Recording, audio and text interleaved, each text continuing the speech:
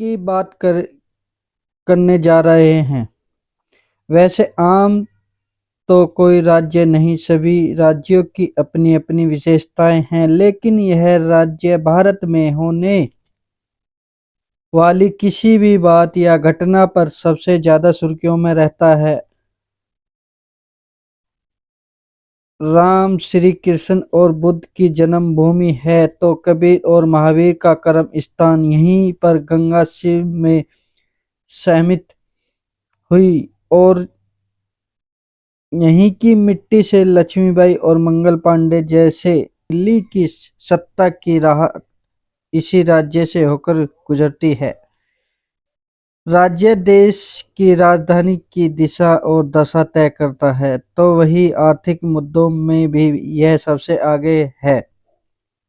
यह अपनी गंगा जमुनी तहसील और अपनी नजाकत के लिए सारी दुनिया में फेमस है। दोस्तों, हम बात कर रहे हैं उत्तर प्रदेश की। भारत के मध्य में बसा उत्तर प्रदेश का सबसे अधिक आबादी वाला और चौथा सबसे बड़ा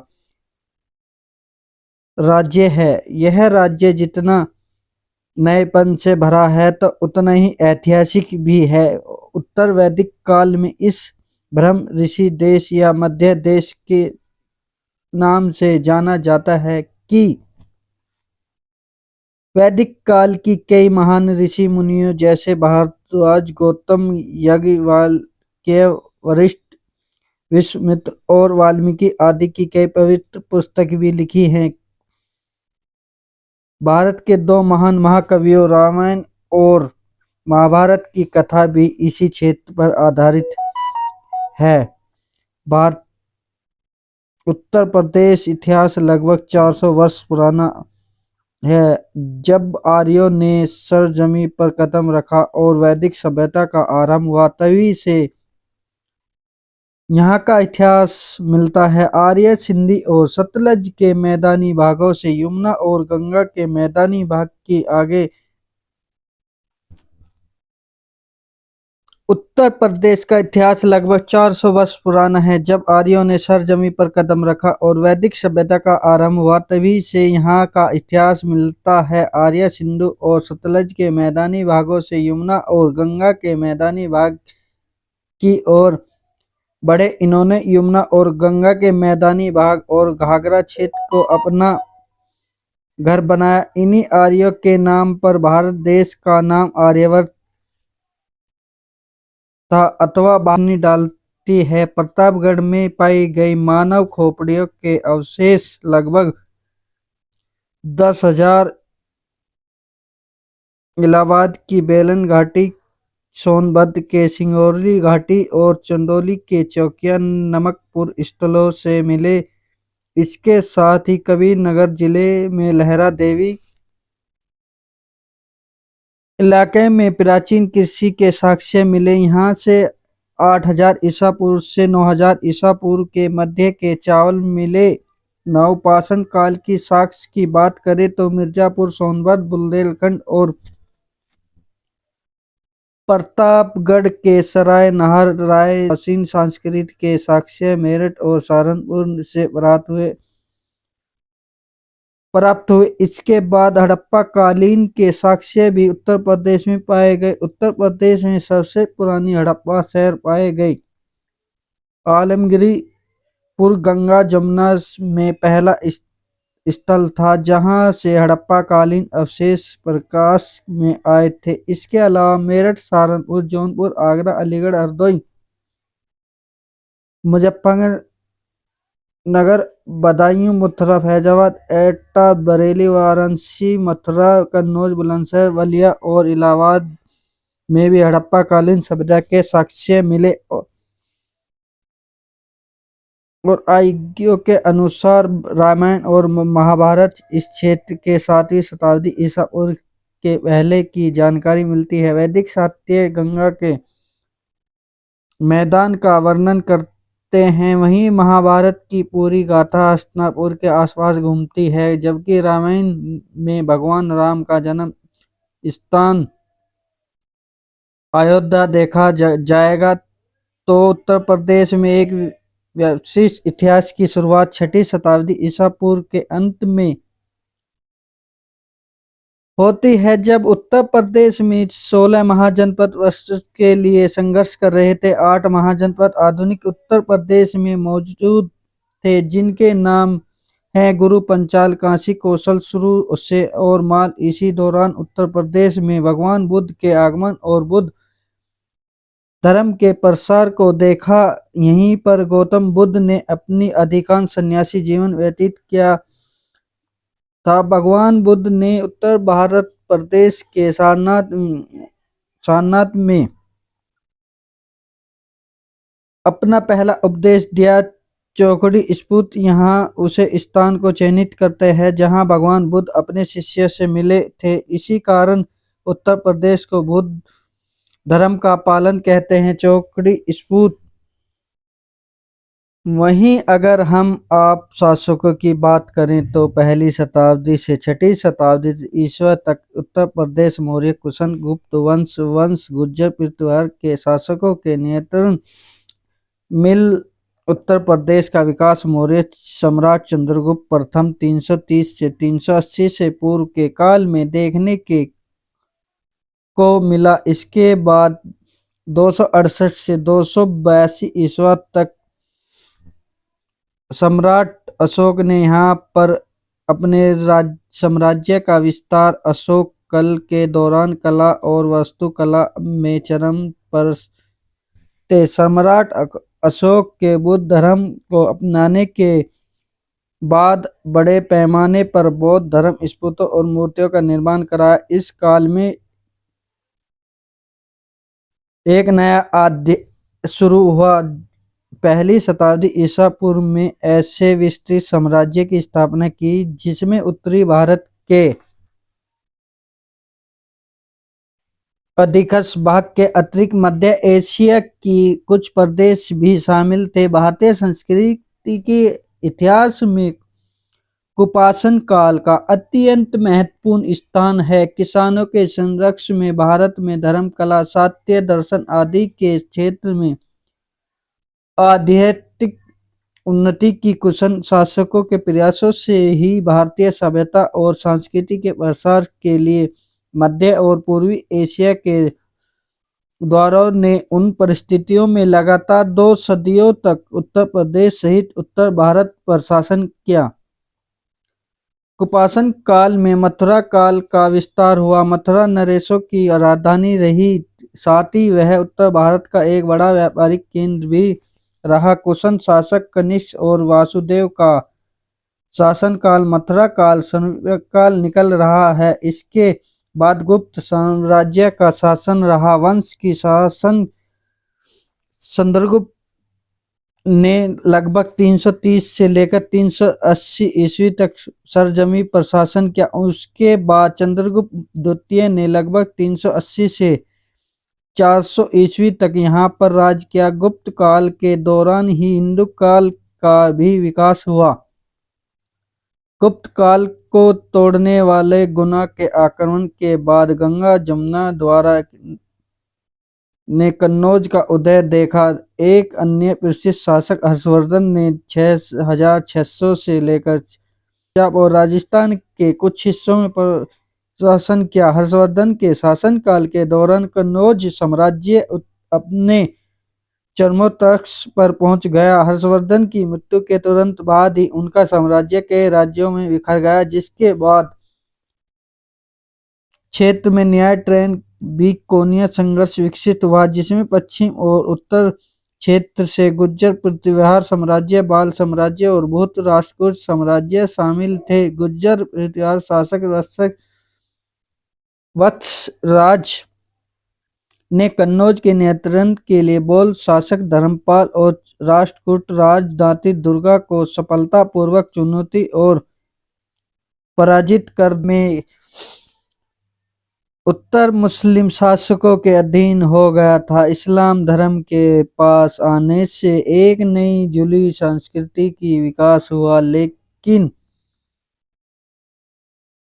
जानते हैं उत्तर प्रदेश के मध्यकाल को। उत्तर प्रदेश भारत में 1000 से 1030 ईस्वी तक मुसलमान का आगमन हो चुका था, लेकिन उत्तर भारत में 12वीं शताब्दी के अंतिम दशक के बाद ही मुस्लिम शासन स्थापित हुआ, जब मोहम्मद गौरी ने गढ़वाल राजवंश और दूसरे शासकों को हराया कि ग्रहण बाल राजवंश ने 11वीं शताब्दी से लेकर 12वीं शताब्दी तक उत्तर प्रदेश पर शासन किया था। मोहम्मद गौरी 1194 ईस्वी से में गढ़वाल वंश के राजा जयचंद पर आक्रमण किया था। भारत में मोहम्मद गौरी के साथ ही मुस्लिम शासक का आरंभ हुआ था, इसलिए उसने अपने दास को कुतुबुद्दीन ऐबक को अपना उत्तराधिकारी बना दिया,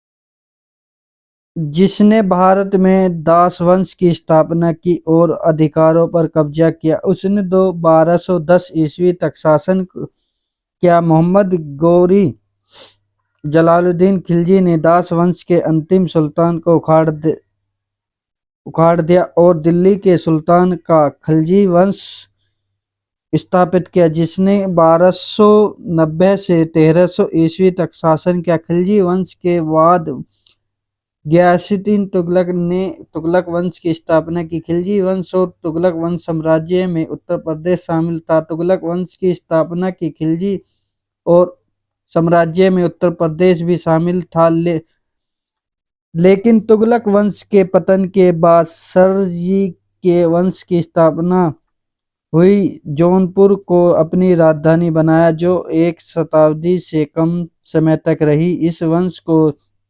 479 ईस्वी में इस वंश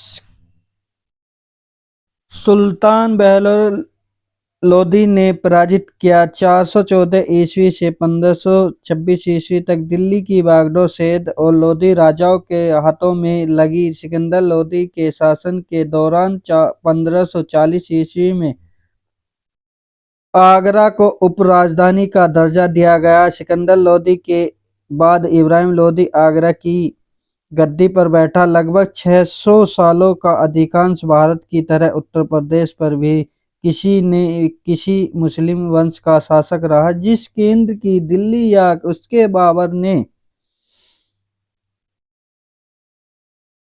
1526 ईस्वी में दिल्ली के सुल्तान इब्राहिम लोदी को हराया और सर्वाधिक सफल मुस्लिम वंश मुगल की नींव रखी। इस वंश साम्राज्य ने सबसे प्रमुख शासक अकबर था, जिसे शासनकाल 1556 से 1605 ईस्वी तक था, जिन्होंने आगरा के पास नई शाही राजधानी फतेहपुर सीकरी का निर्माण किया।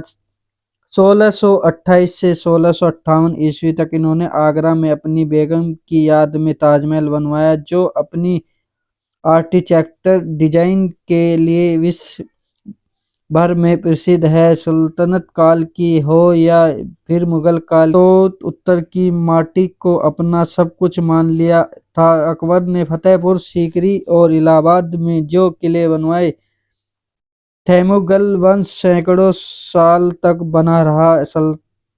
सल्तनत में समाल हो या आगरा, जौनपुर, सभी में उत्तर प्रदेश में अपना परिचय एकता व्यवस्था का प्रशासन रहा, या फिर सुल्तान काल की आर्थिक शक्ति भी जगह उत्तर प्रदेश की चर्चा में मिल जाती है। मुगल साम्राज्य ने उत्तर प्रदेश में हिंदू और मुस्लिम संस्कृति से मिली जुली एक नई संस्कृति का विकास किया, जिन्होंने बनी किसी भेदभाव के अपने दरबार में आर्किटेक्चर, पेंटिंग और म्यूजियम एक्सपर्ट को नियुक्त किया था। लेकिन धीरे धीरे हिंदुत्व और इस्लाम के टकराव ने कई नए विचारों को जन्म दिया और उस आ गया जो अवध के नवाब के अंतर्गत था, और वहाँ संप्रदाय सर्वता के माहौल में कैलाश साहित्य, संगीत और काव्य का विकास हुआ। जब उत्तर प्रदेश आधुनिक भारत के पदों पर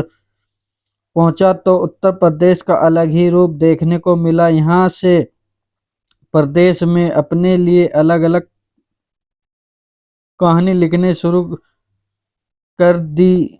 चलिए जानते हैं उत्तर प्रदेश के आधुनिक इतिहास, modern history of Uttar Pradesh 1707 और में औरंगजेब की मृत्यु के पश्चात अगले 50 सालों तक दिल्ली की गद्दी पर कुल 8 मुगल शासकों ने शासन किया। 1757 तक वर्तमान उत्तर प्रदेश में 5 स्वतंत्र राज्य स्थापित हो चुके थे।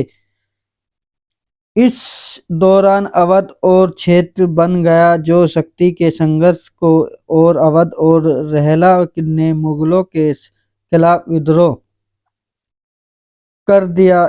इन दोनों के विद्रोह को देखते हुए बाकी राज्यों ने भी वर्ष के लिए दिल्ली में मुगल के साथ संघर्ष शुरू किया। इधर 17वीं शताब्दी में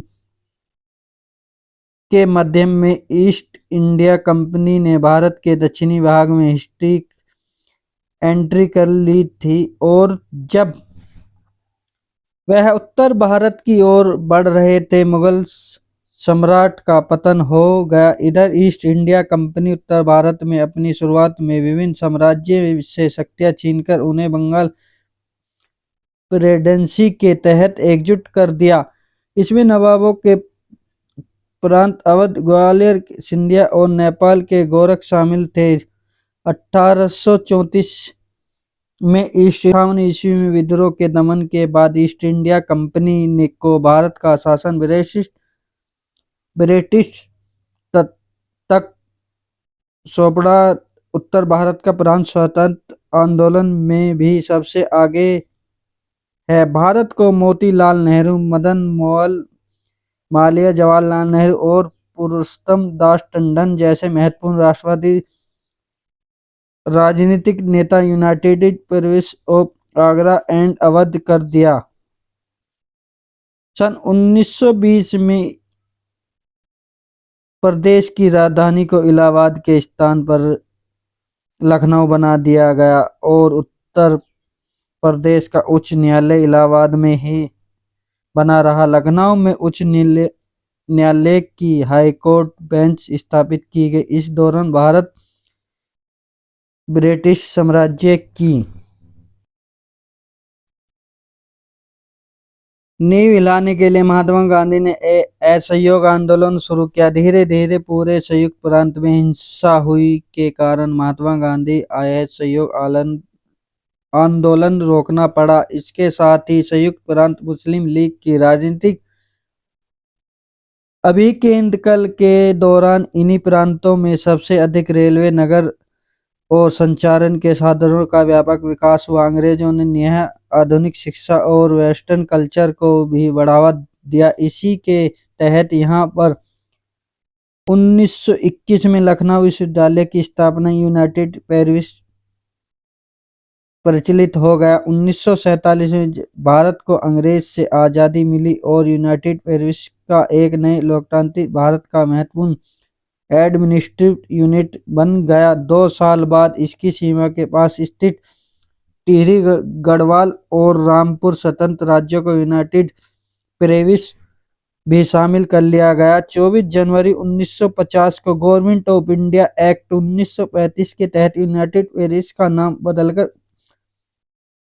बदलकर उत्तर प्रदेश कर दिया गया था, लेकिन 2000 में उत्तर प्रदेश का विभाजन कर दिया गया। एक नए राज्य उत्तराखंड की स्थापना की गई। दरअसल उत्तर प्रदेश के गठन के तुरंत बाद राज्य के हिमालय क्षेत्र में अशांति विकसित हो गई थी। इस क्षेत्र के लोग को लगा कि इतनी ज्यादा जनसंख्या और इतने बड़े एरिया के कारण लखनऊ में बैठी सरकार ऊपर ध्यान नहीं देगी और उनकी देखरेख नहीं कर सकेगी। व्यापक बेरोजगारी, गरीबी और पर्याप्त बुनियादी ढांचे ने उन्हें असंतोष में योगदान दे दिया। 1990 के दशक में एक अलग राज्य की मांग की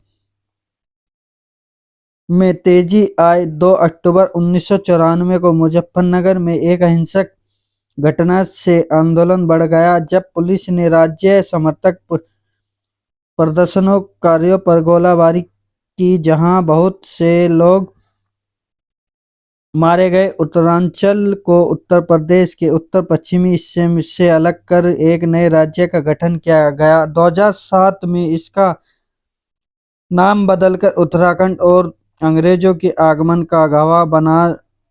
यहाँ की मिट्टी ने अंग्रेजों की गुलामी अच्छे से तो इसी मिट्टी से क्रांति की चिंगारी भी उठी। उत्तर प्रदेश की धरती हमेशा से चुनाव करने वाली रही है। अभी तो अंग्रेज ने बंगाल हाथ में आने के बाद भी उत्तर प्रदेश पर कब्जा करने के लिए अपना सब कुछ छोड़ दिया। स्वतंत्रता के बाद से